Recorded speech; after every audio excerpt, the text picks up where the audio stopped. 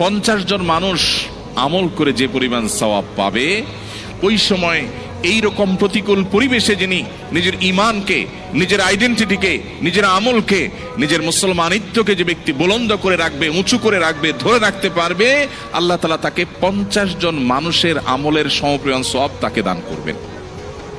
তিনি নামাজ পড়বেন 1 রাকাত, সওয়াব পাবেন 50 রাকাতের।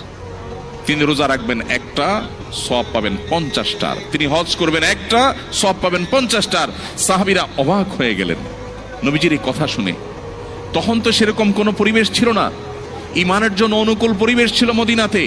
নবী করিম সাল্লাল্লাহু আলাইহি ওয়াসাল্লামের এই কথা শুনে তারা জিজ্ঞাসা করলেন, হে আল্লাহর রাসূল, আপনি যে বলছেন তখনকার মানুষেরা প্রতিকূল পরিবেশে ঈমানের উপরে টিকে থাকতে পারলে একজনে 50 জনের সওয়াব পাবে, সেই 50 জন কি আমাদের 50 জন নাকি তাদের সময়ের 50 জন? নবীজি তখন বলেছেন, আরে না, তাদের সময়ের না, তোমাদের মতো 50 জনের সওয়াব তারা পাবে। আল্লাহু আকবার। সাহাবায়ে কেরামের যে মর্যাদা, সেটা নতুন করে বলার অপেক্ষা রাখে না।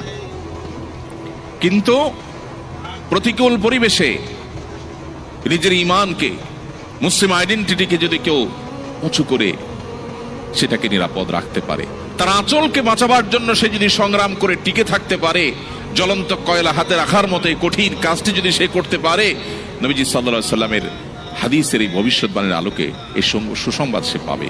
আল্লাহ তাআলা আমাদের সবাইকে শক্তিশালী ঈমানের অধিকারী হওয়ার মধ্য দিয়ে এই প্রতিকূল পরিবেশে আমাদের ঈমানকে, আমাদের আইডেন্টিটিকে, আমাদের ইসলামকে আল্লাহ তাআলা সেফ এবং নিরাপদ রাখার তৌফিক দান করুন।